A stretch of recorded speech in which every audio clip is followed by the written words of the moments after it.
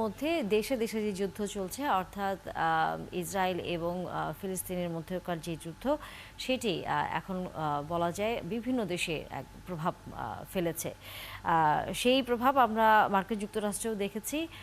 সেখানে বিশ্ববিদ্যালয়গুলোতে এই বিক্ষোভ এরই মধ্যে কিন্তু চলছে গত কয়েকদিন ধরে ইসরায়েলের বিরুদ্ধে। কেমন করে আসলে এই দেশের মানুষ তাদের নিজেদের দেশের অবস্থানের বিপক্ষে আসলে চলে যাচ্ছে, পরিস্থিতি কোন দিকে যাচ্ছে, সেটা নিশ্চয়ই আমরা একটু আলোচনা করতে চাই। কারণ আমেরিকা সবসময় ইসরায়েলকে সমর্থন করে আসছে এবং এই ফিলিস্তিনিদের বিরুদ্ধে নানা ধরনের অস্ত্র থেকে শুরু করে আর্থিক সহায়তা তারা দিয়ে আসছে বছর পর বছর।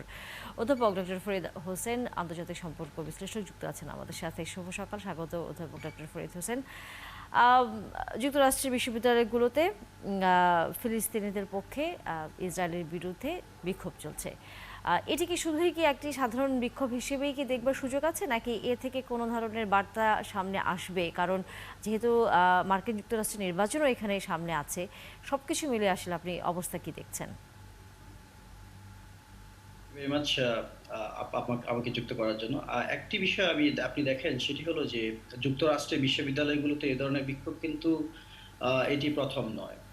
এর কিন্তু ঐতিহাসিক আপনি ঘটনা প্রবাহের দিকে যদি আপনি লক্ষ্য রাখেন তাহলে দেখবেন যেটা হলো যে ভিয়েতনাম যুদ্ধের সময় বিশেষ করে ১৯৭০ সালের মে মাসে ওহাইও কেন্ট স্টেট ইউনিভার্সিটিতে এইরকম একটি বিক্ষোভ হয়েছিল যাতে পুলিশের এই বিক্ষোভ বা প্রতিবাদকারীদের দমনের জন্য তারা কিন্তু টিয়ার শেল সহ গুলি বর্ষণ করে এবং তাতে কিন্তু ৪ জন ছাত্র প্রাণ হারিয়েছিল। এবং পরবর্তী সময়ে বর্তমানে যে আজকে যে বিশেষ করে আপনার ফিলিস্তিনি প্রতিবাদ সমাবেশ, ফিলিস্তিনিদের প্রতি সংহতি জ্ঞাপন করে ইসরায়েলি হামলা বন্ধের যে প্রতিবাদে যে সমাবেশ, এটির যে কেন্দ্রস্থল কলম্বিয়া বিশ্ববিদ্যালয়, সেই কলম্বিয়া বিশ্ববিদ্যালয় কিন্তু ১৯৬৮ সালে ভিয়েতনাম যুদ্ধে বিশেষ করে আমেরিকান ইনভলভমেন্ট এবং তার যে বিশেষ করে ভূমিকা, তার বিরুদ্ধে কিন্তু ছাত্রছাত্রীরা প্রতিবাদ করেছিল। বাট এবং এইবার যে বিষয়টি সেটি হ্যাঁ নজিরবিহীন। আপনি বলেছেন সেটা হলো যে হ্যাঁ যথার্থই যে এবারে বিক্ষোভটি কিন্তু যুক্তরাষ্ট্রের প্রায় বেশ কয়েকটি উল্লেখযোগ্য বিশ্ববিদ্যালয়, আমি বলবো বেশ কয়েকটি বলে ভুল হবে, সেটা হলো ৪০টির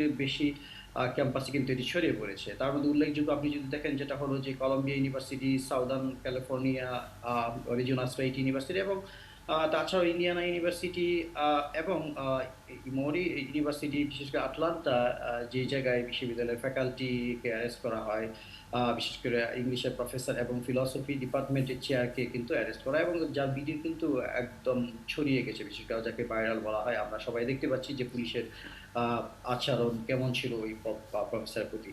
তবে এইবারের বিক্ষোভকে আমি যেটি বলবো সেটি হলো যে এটিকে ইহুদি বিদ্বেষী আন্দোলন বললে এটা ভুল হবে। আমি এটাকে বিশেষ করে অ্যান্টি সেমিটিজম বা ইহুদি বিদ্বেষ আন্দোলন বলবো না। এটা আপনি যদি দেখেন যে মার্কিন যুক্তরাষ্ট্রের একচোখা যেটিকে বলা হয়ে থাকে অনেকে, যেটা যে পররাষ্ট্রনীতি, বিশেষ করে ইসরায়েলের প্রতি অখণ্ড সমর্থন, আহ ইসরায়েলকে সামরিক শক্তি বা অস্ত্র সরবরাহে দিয়ে সাহায্য সহযোগিতা, সেটার বিরুদ্ধে কিন্তু একটি বড় প্রতিবাদ। বিশেষ করে একটি বিষয় দেখেন যেটা হলো যে আন্দোলনকারীরা অধিকাংশই বিশ্ববিদ্যালয়ের ছাত্র এবং শিক্ষক, যাদেরকে আমরা তরুণ বয়সে বলতে পারি, যাদেরকে ইয়াং জেনারেশন বলতে পারি। যে এই জায়গায় আমি অন্যান্য সমাজ এবং রাষ্ট্রবিজ্ঞানীর সাথে একমত যে এটিকে আমরা বলতে পারি যেটা হলো যে প্রজন্মগত যে ব্যবধান, যেটিকে বিশেষ করে আমেরিকান ট্রেডিশনাল আমেরিকান বা বয়স্ক আমেরিকানদের সাথে তরুণ আমেরিকানদের যে মত পার্থক্য, তারা চায় না বিশেষ করে যে মার্কিন যুক্তরাষ্ট্র ইসরায়েলকে আর কোনো সাহায্য সহযোগিতা প্রদান করুক, যেটি বিশেষ করে মানবতা বিরোধী অপরাধের ক্ষেত্রে ইউজ হয়। এবং আপনি জানেন যেটা হচ্ছে ৩৪,০০০-এর অধিক ফিলিস্তিনি নিহত হয় ইতিমধ্যে, এবং এটি একটি দুর্ভিক্ষ প্রবণ অবস্থা কিন্তু প্যালেস্টাইনে বিরাজ করছে। আজকে এই ছাত্র আন্দোলনকে আমি যেটি বলবো সেটি হলো যেটা মানবতার পক্ষে, আহ আহ বিশেষ করে শিশু, নিরহ নারী পুরুষের হত্যার আহ বিপক্ষের একটি আন্দোলন বলা যেতে পারে। তবে অবশ্যই সেই জায়গা থেকে আমরা যদি একটু এভাবেও দেখি যে এই ধরনের আন্দোলনগুলো আদতে তাদের দেশের রাজনীতির ভিতরে কোনো প্রভাব ফেলে কি না। কারণ যুক্তরাষ্ট্র তো আসলে তাদের যে পররাষ্ট্রনীতি, যেখানে তারা নির্ধারণ করে রেখেছে তাদের যে মিত্র দেশগুলোর সাথে তাদের যে ধরনের সহযোগিতার বিষয়টি থাকে, সেখান থেকে তো আসলে তারা খুব একটা সরে আসে না। সেখানে এই আন্দোলনগুলো আসলে কতটুকু প্রভাব পড়ে, বা নির্বাচনের আগ দিয়ে এই ধরনের অবস্থান তাদের নির্বাচনে কোনো প্রভাব ফেলে কিনা সেটি জানবার পাশাপাশি ছোট করে আসলে বাংলাদেশিদের খবরও আসলে একটু বলতে হয়। গণমাধ্যমে আছে যে নিউ ইয়র্কে দুজন বাংলাদেশি নিহত হয়েছে কৃষ্ণাঙ্গ এক যুবকের গুলিতে, সে খবর আছে। এই যে তাদের নিজেদের দেশেরও যে আইন শৃঙ্খলা পরিস্থিতি কিছুটা বিঘ্নিত হচ্ছে, এবং একই সাথে সেখানে বাংলাদেশিদেরও আসলে মারা যাওয়ার খবর আমরা কম বেশি দেখছি। আপনার কাছে কি মনে হয় হঠাৎ করে এশিয়ানদের প্রতি যারা আমেরিকানরা আছেন, স্থানীয় আমেরিকানরা আছেন, তাদেরকে কি বিদ্বেষটি কি বাড়ছে কিনা, এই যে নানা দেশের সাথে যুদ্ধের ফলের কোনো ধরনের প্রভাব আসলে আপনি দেখেন কিনা এখানে?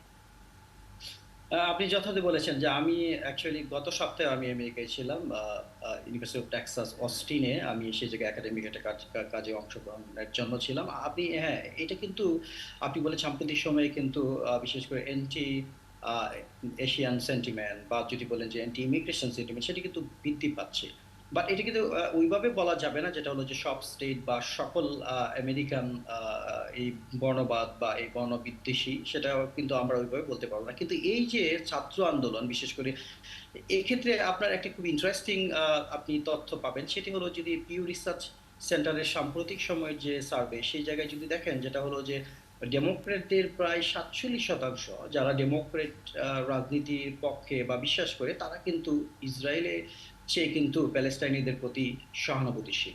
যদিও রিপাবলিকানদের বরাবরের মতোই কিন্তু তাদের 28% বা শতাংশ মানুষ কিন্তু তারা মনে করে যেটা হলো যে হ্যাঁ, প্যালেস্টাইন এর বিপক্ষে হামলা যে সেটা ইসরায়েলের তাদের অধ্যাপক ডক্টর ফরিদ হোসেন, আসলে আপনাকে থামিয়ে দিতে হচ্ছে, আমাদের সময় একেবারেই শেষ। ধন্যবাদ, আপনি যুক্ত হয়েছিলেন আন্তর্জাতিক বিষয় নিয়ে। নিশ্চয়ই আগামীতে আবারও কথা হবে আপনার সাথে। দর্শক, একাতে সকল শেষ করতে হচ্ছে, সাথে ছিলেন তার জন্য ধন্যবাদ।